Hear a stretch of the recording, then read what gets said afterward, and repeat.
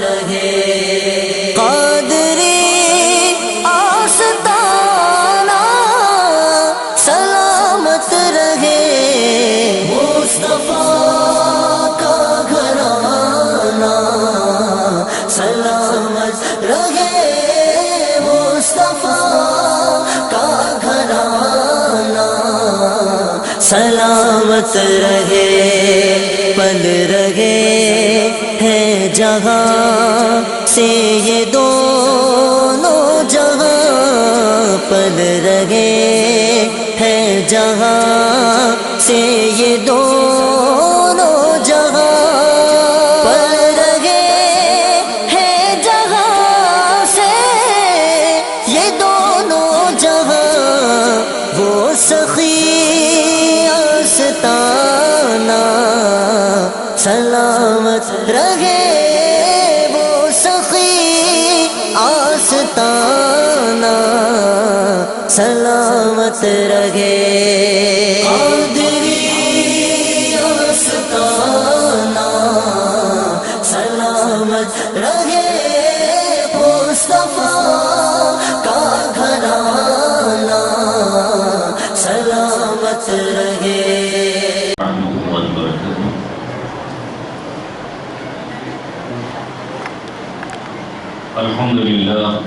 الحمد لله نحمده ونستعينه ونستغفره ونؤمن به ونتوكل عليه ونعوذ بالله من شرور انفسنا ومن سيئات اعمالنا من يهده الله فلا مضل له ومن يضلله فلا هادي له ونشهد ان لا اله الا الله وحده لا شريك له لا مثل له ولا ضد له ولا ند له ونشهد ان سيدنا ونبينا وطبيب قلوبنا وشفاء صدورنا صلى الله عليه وسلم اما بعد اعوذ بالله من الشيطان الرجيم بسم الله الرحمن الرحيم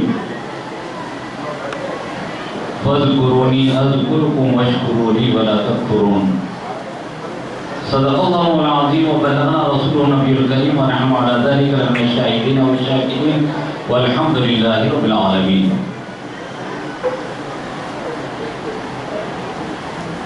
جہاں جاؤں وہاں نور ہدایت ہو تو کیا کہنا جہاں جاؤں وہاں نور ہدایت ہو تو کیا کہنا تصور میں رخ پاک رسالت ہو تو کیا کہنا تصور میں رخ پاک رسالت ہو تو کیا کہنا نہ آئے یاد کچھ بھی ماں سوائے گنبد خضرا نہ آئے یاد کچھ بھی ماں سوائے گنبد خضرا مجھے سارے جہاں سے ایسی غفلت ہو تو کیا کہنا صلی اللہ علیہ وسلم صلاۃ و سلام علیک یا رسول اللہ صلاۃ و سلام علیک یا حبیب اللہ تمام تعریفیں اس رب ذوالجلال کے لیے سزاوار ہے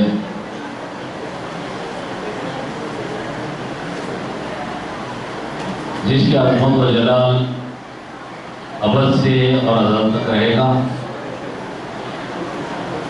اس رب ذوالجلال کی ہم تعریف کیا کر سکتے ہیں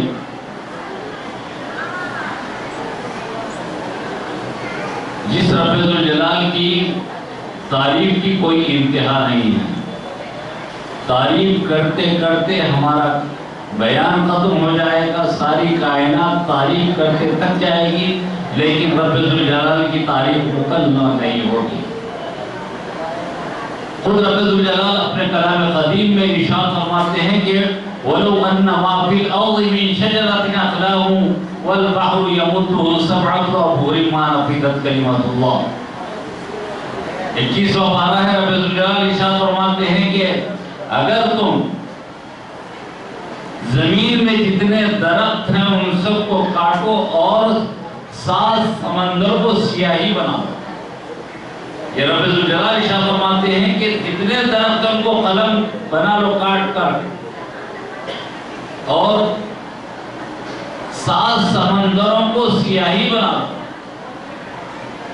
کوئی ایک کمپنی کے فیم کی بات نہیں ہو رہی بلکہ ساری کائنات میں جتنے درخت ہیں ان سب کو کاٹ کر قلم بنانے کا بنانے کے بعد 7 سمندروں کو سیاہی بنانے سیاہی بنانے کے بعد لکھتے رہنا رب کی تعریف لکھتے رہنا اور رب ذوالجلال ارشاد فرماتے ہیں کہ تمہارے قلم ختم ہو جائیں گے اور سات سمندر کا پانی ختم ہو جائے گا، ما نفدت کلمۃ اللہ، اللہ کی تعریف مکمل نہیں ہوگی، اور رب ذوالجلال کی تعریف مکمل نہیں ہوگی۔ ارے اس رب ذوالجلال کی ہم تعریف کیا کر سکتے ہیں؟ وہ رب ذوالجلال نے جو اپنا محبوب بنایا ہے، رب ذوالجلال خود کلام قدیم میں ارشاد فرماتا ہے کہ تم میری کتنی تعریف کرو گے۔ کسی کو بھی تعریف کرنے کے لیے مثال بیان کی جاتی ہے۔ کوئی بہادر ہے تو تعریف یہ کی جاتی ہے کہ یہ شیر کی طرح بہادر ہے، کوئی مثال بیان کی جاتی ہے اس کی تعریف کرنے کے لیے۔ اور رب ذوالجلال جو بے مثل اور بے مثال ہے، خود ارشاد فرماتا ہے کہ لیس کمثلہ شیء، 25واں پارہ ہے، رب ذوالجلال ارشاد فرماتے ہیں کہ لیس کمثلہ شیء، اس کی مثال موجود ہی نہیں ہے، مثال کہاں سے لاؤ گے؟ تو پھر سمجھاؤ گے کیسے؟ سمجھاؤ گے کیسے؟ تو اب یہی کہنا پڑتا ہے کہ رب ذوالجلال کی تعریف اس کی مثل دے کر کہاں سمجھائے؟ رب ذوالجلال نے جس کو اپنا محبوب بنا دیا ہے وہ بے مثل اور بے مثال ہے۔ رب ذوالجلال نے اپنے محبوب کو بے مثال بنا دیا، اور رب ذوالجلال نے اپنے محبوب کو بے مثال بنا دیا۔ ارے محبوب کی تعریف ہم کیا کر سکتے ہیں؟ اس محبوب رب العالمین کی ہم تعریف کیا کر سکتے ہیں کہ حضرت آدم سے لے کر حضرت عیسیٰ روح اللہ تک ہر نبی اس نبی کی تعریف کرتا ہوا نظر آتا ہے، ہر نبی اس کی تعریف کرتے ہوئے۔ تو رب ذوالجلال نے فرمایا کہ دیکھو میری تعریف نہیں بیان کر سکتے، میری مثل نہیں بیان کر سکتے، ارے اس کی مثل تو دور کی بات ہے۔ رب نے جس کو اپنا محبوب بنایا ہے اس کی ہم تعریف نہیں کر سکتے۔ اس رب ذوالجلال نے جو اپنا محبوب منتخب کیا ہے، محبوب چنا ہے، اس محبوب کی ہم تعریف نہیں کر سکتے، ان کی تعریف کی انتہا نہیں ہے۔ اسی لیے کسی نے کیا خوب کہا، لا يمكن الثناء كما كان حقه بعد الخدا یا رسول اللہ، ہم آپ کی تعریف کیا کر سکتے ہیں؟ آپ کی تعریف اتنی ہے، اللہ کے بعد اگر کسی کا مقام ہے تو وہ آپ کا مقام ہے۔ ارے محبوب کی، اللہ کے محبوب کی ہم تعریف کیا کرتے ہیں؟ اللہ کے محبوب جس پر نظر ڈالتے وہ بے مثل و بے مثال ہو جاتا ہے۔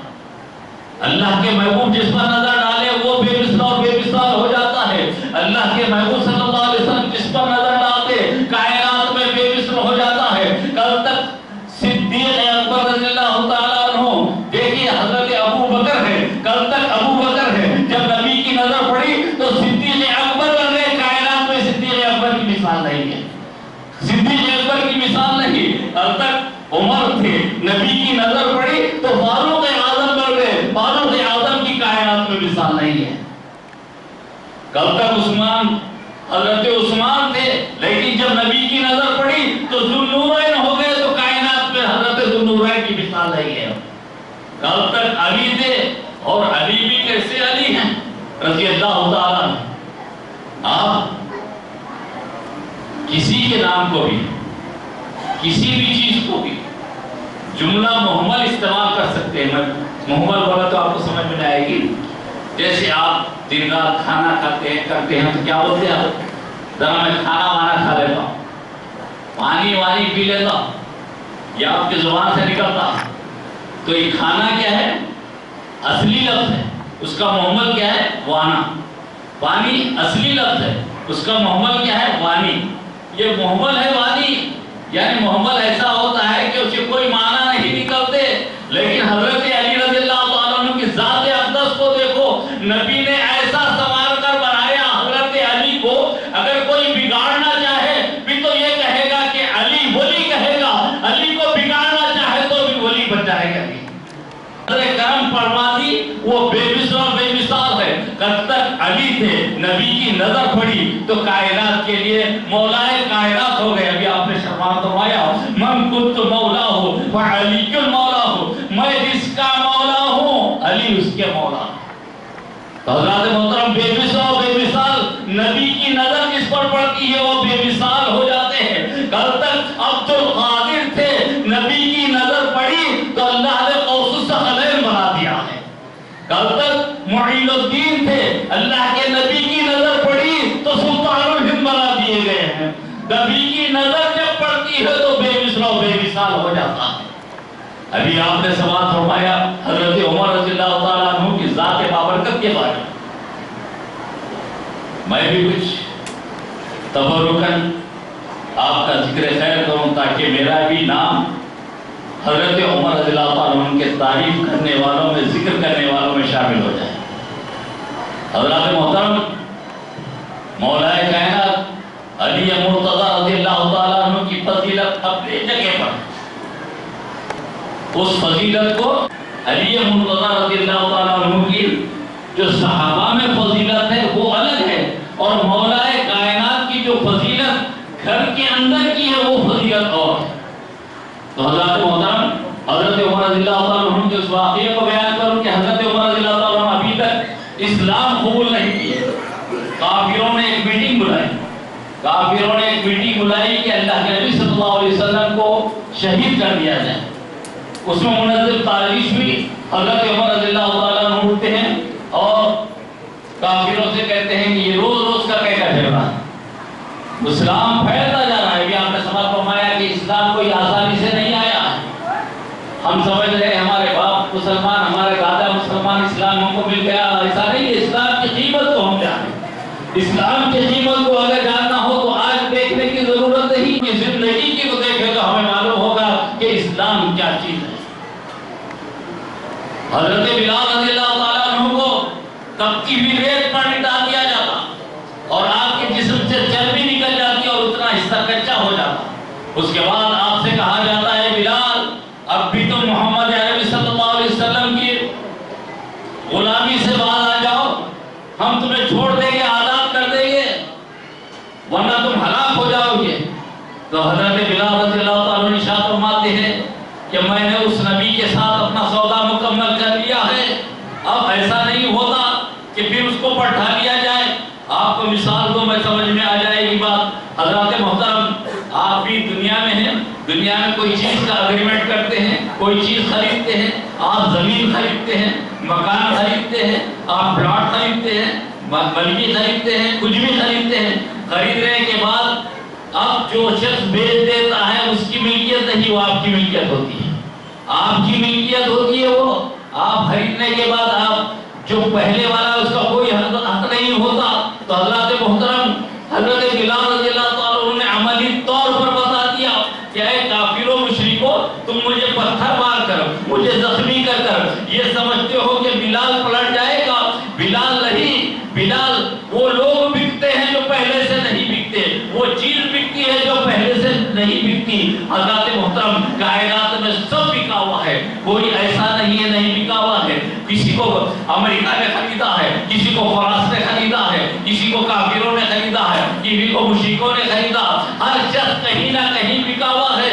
اور حضرت بلال کا کردار بتا رہا ہے، مسلمان بھی بکا ہوا ہے۔ حضرت بلال نے کہا میں بک چکا ہوں، اب میری اس میں کوئی مداخلت نہیں ہے۔ تو کہا کہ دیکھو تم یہ سمجھتے ہو کہ تم مجھے مار دو گے، مجھے ختم کر دو گے، لیکن یاد رکھو بلال پلٹنے والا نہیں، بلال بک چکا ہے۔ میں نے عالم خیال میں عرض کیا اے بلال، آپ کو کس نے خریدا ہے؟ آپ کہاں بکے ہیں؟ آپ کی قیمت کس نے دی ہے؟ تو حضرت بلال زبان حال سے ارشاد فرماتے ہیں اے لوگوں، تم قرآن نہیں پڑھتے؟ تمہیں نہیں معلوم کہ رب ذوالجلال نے کیا افراد فرمایا؟ ان اللہ اشتری من المؤمنین انفسهم واموالهم بان لهم الجنہ۔ اللہ تبارک و تعالی جان اور مال کو مسلمانوں کے خرید چکا ہے۔ خریدا تو پھر کیا دیا اللہ تبارک و تعالی؟ جب خریدتے ہیں تو کچھ دیتے ہیں، کچھ عوض دیتے ہیں، تو کیا دیتے ہیں؟ تو رب نے ارشاد فرمایا ہے مسلمانوں، تمہارے جان اور مال کو میں نے خرید دیا ہے، کس کے بدلے میں؟ رب ذوالجلال۔ تو رب ذوالجلال نے ارشاد فرمایا کہ دیکھو بالجنہ، ہم نے جنت کے بدل میں خرید لیا ہے تمہیں۔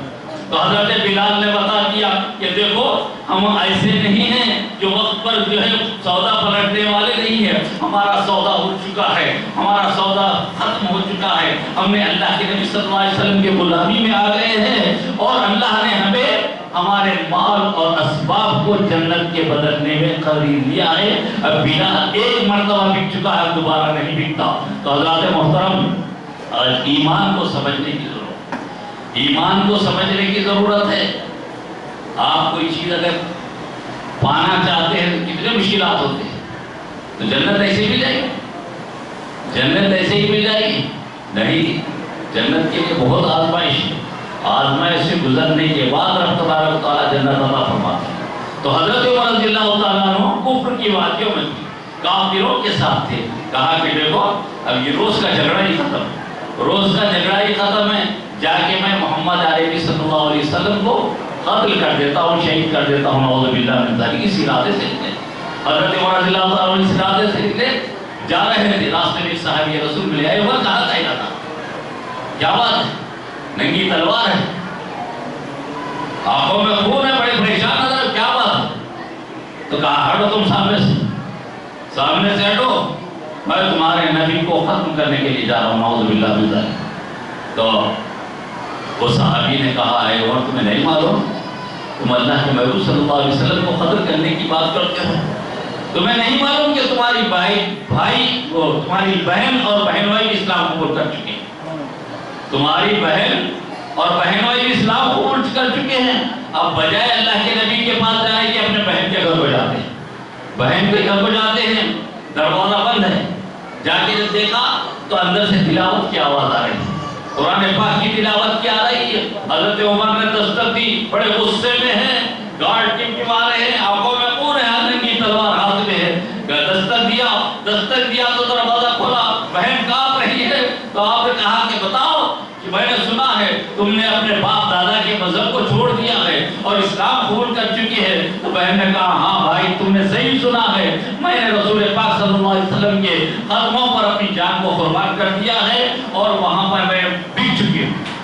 تو حضرت عمر نے کہا کہ دیکھو یہ اچھی بات نہیں ہے، ہم عرب کے بڑے سرداروں میں سے ہیں، اگر ایسا ہوگا تو ہماری پیشانی جھک جائے گی، ہم جھک جائیں گے، لہذا میں تم سے سیدھا کہتا ہوں کہ تم اسلام سے واپس آ جاؤ۔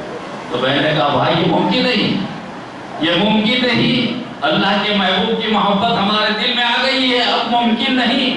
تو حضرت عمر جلال میں آئے، درہ نکالا، بہن کو مارا، بہن کو اتنا مارا، بہن بھائی بیچ میں آئے ان کو بھی مارا، دونوں بے ہوش ہو گئے۔ بے ہوش ہونے کے بعد پھر تھوڑی دیر سے ہوش آیا تو میں نے کہا کہ اب کیا ارادہ ہے، ورنہ ایسے ہی درے سے مار کے تم کو ختم کر دوں گا۔ تو آپ کی بہن نے کہا بھائی تم ایک مرتبہ کی بات کرتے ہو، اگر تم اسی طرح مارتے رہو اور ہماری جان نکل جائے اور 1000 مرتبہ جسم سے روح نکل جائے اور اس کے بعد بھی اگر ہم سے پوچھو تو ہم یہ کہیں گے حق تو یہ ہے کہ حق ادا نہ ہوا، ہم یہی کہیں گے۔ حضرت عمر نے جب دیکھا کہ پہاڑ سے زیادہ استقلال ہے، پہاڑ سے زیادہ مضبوط ہے، تو آپ نے اپنی بہن سے کہا کہ ٹھیک ہے چلو تم کیا تلاوت کر رہی ذرا مجھے بھی سناؤ۔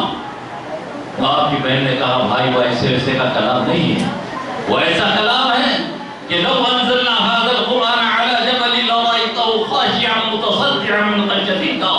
رب کائنات ارشاد فرماتے ہیں اگر اس قرآن کو ہم پہاڑ پر نازل کرتے تو پہاڑ ریزہ ہو جاتا، یہ وہ کلام ہے بھائی، اس کو ایسے ہی نہیں سن سکتے، آپ کو غسل کرنا پڑے گا، پاک ہونا پڑے گا، ہم اس کے بعد تلاوت کریں گے۔ تو بہن کی بات سن لیے اور غسل کیے، غسل کرنے کے بعد آپ کی بہن نے سورہ طٰہٰ کی آیتیں تلاوت کرنا شروع کی۔ جیسے جیسے تلاوت ہو رہی ہے ادھر حضرت عمر کے دل سے کفر ختم ہوتا جا رہا ہے، دھلتا جا رہا ہے، کفر ختم ہو رہا ہے۔ اس کے بعد آپ جب قرآن کی آیتیں سن چکے، سورہ طٰہٰ کی آیتیں سن چکے، سورہ طٰہٰ کی آیتیں سننے کے بعد آپ وہاں سے نکلے اور کاشانہ نبوت اللہ کے محبوب صلی اللہ علیہ وسلم کے پاس پہنچے۔ وہاں بھی یہ تھا کہ مسلمان چھپ چھپ کے عبادت کرتے تھے، نماز چھپ کے پڑھتے تھے، قرآن چھپ کے پڑھتے تھے۔ جب حضرت عمر پہنچے، دستک دی تو صحابہ نے دیکھا، حضرت امیر حمزہ رضی اللہ تعالیٰ سید الشہداء جھانک کر دیکھتے ہیں کہ عمر غصے میں ہے، ہاتھ میں ننگی تلوار ہے، گارڈ کی ماٹم یہ ہو رہے ہیں اور آنکھوں میں خون ہے۔ تو حضرت امیر حمزہ رضی اللہ تعالیٰ عنہ نے ارشاد فرمایا یا رسول اللہ عمر آئے ہیں، اگر عمر کا ارادہ اچھا ہے تو مرحبا، ورنہ ان کی تلوار سے ان کی گردن کاٹ دیں گے۔ حضرت محترم جب یہ بات ہوئی تو آقا صلی اللہ علیہ وسلم نے ارشاد فرمایا عمر آئے ہیں؟ تو کہا ہاں یا رسول اللہ عمر آئے ہیں، ہاتھ میں ننگی تلوار ہے، بڑے غصے میں یا رسول اللہ، آقا صلی اللہ علیہ وسلم نے ارشاد فرمایا دروازہ کھول دو عمر کو اندر آنے دو، دروازہ کھول دو عمر کو اندر آنے دو۔ حضرت دروازہ کھول دیا گیا، عمر آ گئے، صحابہ تلواریں تانے بیٹھے ہوئے ہیں کہ عمر کچھ اگر حرکت کرے، کچھ غلط حرکت کرے تو ہم حضرت عمر کو مار دیں گے۔ لیکن اللہ کے نبی صلی اللہ علیہ وسلم کی بارگاہ میں آئے تو اللہ کے نبی صلی اللہ علیہ وسلم نے حضرت عمر رضی اللہ تعالیٰ عنہ کے دامن کو کھینچا اور ارشاد فرمایا اے عمر کیا اسلام لانے کا وقت نہیں آیا؟ حضرت عمر اتنا سننا تھا، تلوار نیچے کی جاتی ہے اور کہتے ہیں اشہد ان لا الہ الا اللہ و اشہد ان محمد عبدہ و رسولہ۔ ایمان لاتے ہیں صحابہ، نعرہ لگاتے ہیں، نعرہ تکبیر، نعرہ رسالت ہوتا ہے۔ اب حضرت عمر اسلام لائی ہے، اس کے بعد آقا صلی اللہ علیہ وسلم سے عرض کرتے ہیں یا رسول اللہ کیا ہم اکبر نہیں ہیں؟ ہمارا مذہب اکبر نہیں ہے؟ آقا صلی اللہ علیہ وسلم نے ارشاد فرمایا ہاں ہمارا مذہب اکبر ہے۔ حضرت عمر نے کہا یا رسول اللہ جب ہم اکبر ہیں تو یہ کافروں سے کیسے ڈرتے ہیں؟ یہ کافروں سے مشرکوں سے کیسے ڈریں؟ یا رسول اللہ اب ہم آج سے کعبے میں نماز پڑھیں گے۔ وہاں سے حضرت عمر رضی اللہ تعالیٰ عنہ نے کفر اور ایمان میں جو فرق کیا تو اسی لیے آپ کا نام فاروق اعظم آپ کا نام ہو گیا۔ آپ کے سب سے پہلے جو نماز ہوئی حضرت عمر رضی اللہ تعالیٰ عنہ کے نگرانی میں کعبے میں کھلا نماز۔ اب میں آپ سے یس کروں، جب حضرت عمر رضی اللہ تعالیٰ عنہ کاشان نبوت میں داخل ہوئے، کاشان نبوت میں داخل ہوئے تو لوگوں نے دیکھا، صحابہ نے دیکھا تو کہا کہ عمر کا ارادہ ہے تو اچھا ہے، مرحبا، نہیں تو ان کی تلوار پہ ان کی گردن مار دی جائے گی۔ تو صحابہ دیکھ کر حضرت عمر کے غصے کو دیکھ کر فیصلہ نہ کر سکے کہ عمر کس ارادے سے آئے، عمر کس ارادے سے آئے فیصلہ نہ کر سکے۔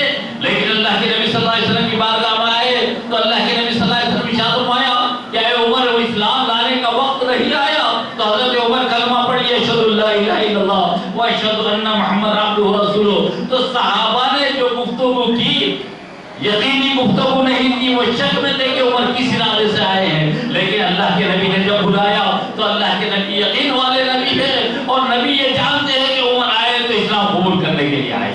تو یہیں سے معلوم ہوا صحابہ کی نظر اور ہے، نبی کی نظر اور ہے۔ تو جب صحابہ کی نظر الگ ہے اور نبی کی نظر کی بلندی اعلی ہے تو آج کا جھوٹان کا جواب یہ ہے کہ ہماری طرف ہے۔ آقا صلی اللہ علیہ وسلم ارشاد فرماتے ہیں اے میرے صحابیوں تم نماز پڑھتے ہو، میں جس طرح سامنے سے دیکھتا ہوں پیچھے اسی طرح دیکھ لیتا ہوں، میں سامنے جس طرح دیکھتا ہوں پیچھے بھی اسی طرح دیکھ لیتا ہوں۔ تو اب یہ کیسے؟ بولا ماں نبی کی عظمت نہیں ماننا چاہتا، بولا کیسے دیکھتے پیچھے سے؟ پیچھے کیسے دیکھتے؟ سامنے بولا تو سمجھ میں آ رہا، پیچھے کیسے دیکھتے؟ اب آپ ہے آپ کے پیچھے کس کو آپ کو کیا لگ رہا ہے؟ بولے کہ کیسا ہو سکتا ہے یہ پیچھے کیسے دیکھتا ہے؟ تو میں نے کہا دیکھ سن، ارے نادان، یہ گاڑی چلانے والا گاڑی چلاتا ہے، ابھی ہم مولانا کے ساتھ آئے، کار چلانے والے کار چلا رہے ہیں اور دیکھا کہ پیچھے بھی کور کر رہے ہیں، سامنے بھی دیکھ رہے ہیں۔ میں نے ان سے پوچھا کہ بھائی یہ کیا بات ہے کہ تم سامنے بھی برابر دیکھ رہے ہو پیچھے بھی دیکھ رہے ہو، یہ کہاں سے دیکھ رہے ہو؟ وہ اوورٹیک کر رہا ہے تو تم گاڑی بازو لے رہے ہو، یہ کیسے کر رہے ہو؟ تو کہا مولانا آپ دیکھ رہے نہیں، یہ میرے جو سائیڈ میں آئینے ہیں، سائیڈ میں جو آئینہ ہے اس سے میں پیچھے دیکھ لیتا ہوں اور سامنے تو میری نظر ہے، دونوں طرف میں دیکھ لیتا ہوں۔ تو ایک گاڑی چلانے والا اس کی نظر کا یہ عالم ہے کہ وہ سامنے بھی دیکھ رہا ہے اور مادی آئینے سے پیچھے بھی دیکھ رہا ہے، تو وہ رسول پاک صلی اللہ علیہ وسلم جن کے آئینے کا یہ عالم ہے کہ رب ذوالجلال کو اپنی آنکھوں سے دیکھتے ہیں، تو ان کی نظر کا عالم کیا ہوگا؟ تو اسی لیے سب کا فیصلہ اور تھا، اللہ کے نبی صلی اللہ علیہ وسلم کا فیصلہ اور تھا کہ عمر کو اندر آنے دو۔ آقا جانتے تھے کہ عمر اسلام لانے والے۔ اچھا حضرت عمر نے اب تک بار بار دیکھا اللہ کے نبی کو ایمان نہیں لایا، بار بار دیکھتے ہیں مکے کی زمین پر، مکے کی گلیوں میں دیکھتے ہیں ایمان ہے، آپ کا ہی کوئی ایمان ہے؟ پہلے لانا تھا، آپ کا ہی بلا ایمان، پہلے لانا تھا ایمان، اب کیوں لائے؟ تو حضرت محترم ایمان لانے کی وجہ یہ ہے کہ اب تک مکے کی زمین پر حضرت عمر دیکھ رہے تھے تو عبداللہ کے بیٹے نظر آ رہے تھے، محمد بن عبداللہ نظر آ رہے تھے، بشر نظر آ رہے تھے، اب تک دے رہے تو اپنی طرح انسان نظر آ رہے تھے، لیکن آج حضرت عمر نے نبی کے اندر دیکھا تو نبوت نظر آئی، نبی کے اندر دیکھا تو نبوت نظر آئی۔ تو معلوم ہوا جب تک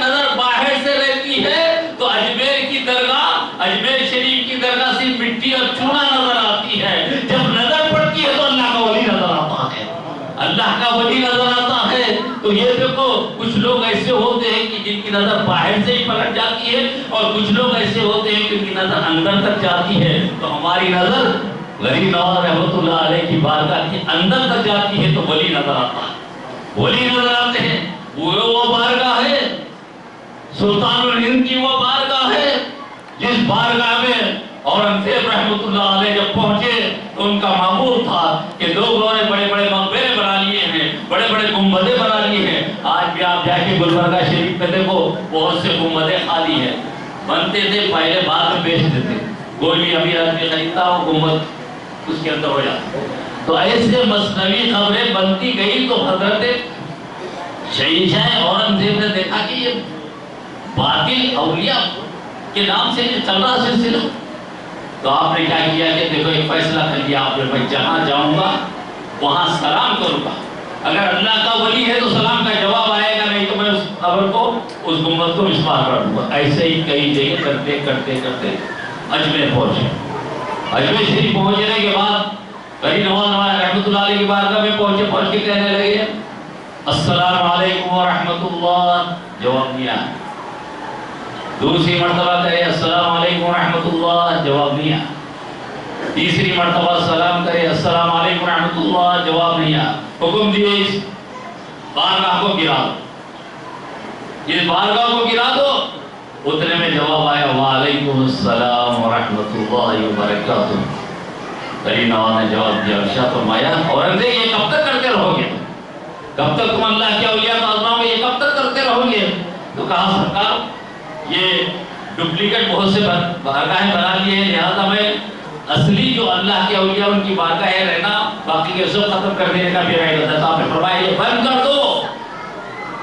تو عرض کی سرکار میں نے آپ کو سلام کیا، آپ نے جواب نہیں دیا، دوسری مرتبہ سلام کیا جواب نہیں دیا، تیسری مرتبہ سلام کیا جواب نہیں دیا، اسی لیے میں نے حکم دیا تھا کہ یہاں کوئی اللہ کا ولی نہیں، اسے ڈھا دیا جائے۔ تو غریب نواز رحمۃ اللہ علیہ فرمایا اورنگزیب یہ بند کر دو، تم جس وقت پہلی مرتبہ سلام کیے اس وقت میں حالت قیام میں تھا، نماز پڑھ رہا تھا، حالت قیام میں تھا، نماز پڑھ رہا تھا۔ دوسری مرتبہ جب تم سلام کیے تو میں سجود میں تھا، اور تیسری مرتبہ جب تم سلام کیے تو میں قاعدے میں تھا۔ سلام پھیر کے میں تمہارے سلام کر۔ اس کے بعد اورنگزیب رحمۃ اللہ علیہ نے توبہ کر لی کہ میں اب کسی مزار پر نہیں رہوں گا۔ تو یہ ولی ہے، ولی ہے اور سلطان الہند غریب نواز رحمۃ اللہ علیہ۔ تو حضرات محترم، میں نے جس آیت کریمہ کی تلاوت سے اپنے آپ کو مشرف کیا وہ ترجمہ یہ ہے فَاذْكُرُونِي أَذْكُرْكُمْ وَاشْكُرُوا لِي وَلَا تَكْفُرُونِ۔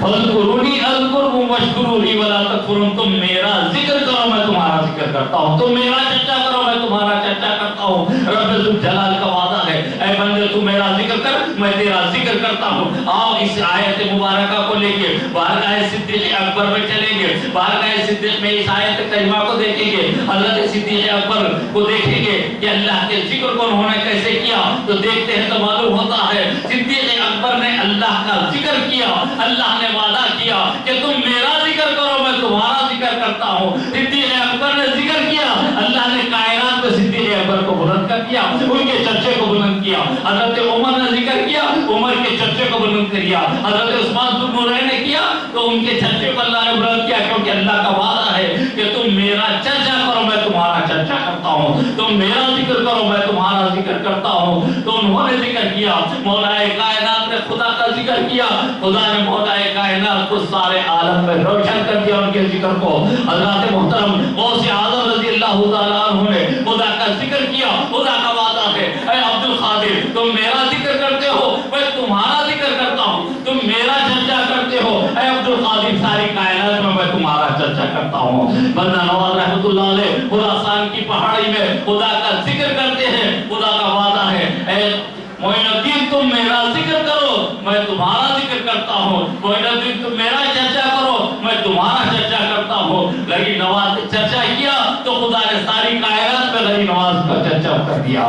تو حضرات محترم بندہ نواز رحمۃ اللہ علیہ نے گلبرگہ کی زمین پر اللہ کا ذکر کیا تو اللہ نے بندہ نواز کو روشن فرما دیا، ان کے ذکر کو روشن فرما دیا۔ حضرات یوسفین قریبین نے خدا کا ذکر کیا تو خدا کا وعدہ ہے تم میرا ذکر کرو تم میرا چرچا کرو میں تمہارا تمہارا چرچا کرتا ہوں. آج دکن میں یوسف کریمین کا ذکر کریم ہے, ہر طرف ذکر کریم ہے. تو حضرات محترم یہ اولیاء اللہ کی بارگاہوں کا معاملہ یہ ہے. ابھی آپ نے سوال فرمایا, یہ نسبت کا معاملہ یہ ہے کہ آپ سے میں ایک مثال عرض کر دوں, اس کے بعد اپنی تقریر کو ختم کروں. میں نے دیکھا ایک فرسٹ کلاس میں آدمی سفر کر رہا ہے اور انسان جنرل ڈبے میں بیٹھ کے پریشان ہے, اس کو جگہ نہیں مل رہی, اس کو جگہ نہیں مل رہی, لیکن وہ انسان ایئر کنڈیشن میں سفر کر رہا ہے. اور اس کے ساتھ میں نے دیکھا کہ ایک کتا بھی ہے جو اس کے ساتھ بیٹھا ہوا ہے, اس کے ساتھ بیٹھا ہوا ہے. تو میں نے کہا کہ انسان کو نہیں چھو, انسان کو یہ مقام نہیں آ رہا, ایئر کنڈیشن میں کتا بیٹھا ہوا. تو کہنے لگے کہ مولانا آپ کو نہیں معلوم, یہ کتا ضرور ہے, اس کی نسبت کو دیکھو, یہ بڑے پیسے والے کا ہے, اسی لیے اس کے ساتھ ہے, اسی کے ساتھ ہے. تو حضرات محترم نسبت کا یہ عالم ہوتا ہے, جو جس سے نسبت مضبوط رکھتا ہے اسی کے ساتھ رہتا ہے, یہاں بھی رہتا ہے وہاں بھی رہتا ہے. آپ پیر طریقت حضرت شاہ ڈاکٹر ادریس صاحب دامت برکاتہ عالیہ کی آپ صحبت میں یہاں رہیں گے, ان کے فیض حاصل کریں گے, تو یہ تو سمجھو کہ آپ کو صرف دنیا مل رہی ہے. یہ قادری سلسلے کا وہ چشم و چراغ ہے کہ یہ اس کی روشنی سے آپ کی زندگی بھی روشن ہوگی اور خبر بھی روشن ہوگی, اور اسی لیے بلایا جاتا ہے یہاں پہ, آؤ میرے پاس. یہ منتخب ہوتے ہیں خدمت خلق کے لیے, اللہ کی مخلوق کی خدمت کے لیے, دین کو پھیلانے کے, دین کی بات. آپ بتائیے آپ کل کہاں تھے, پرسوں کہاں تھے, آج کہاں پر؟ آج آپ اللہ کے نبی کا ذکر, اللہ کے قابلین کا ذکر سننے آئے. وجہ کون ہے؟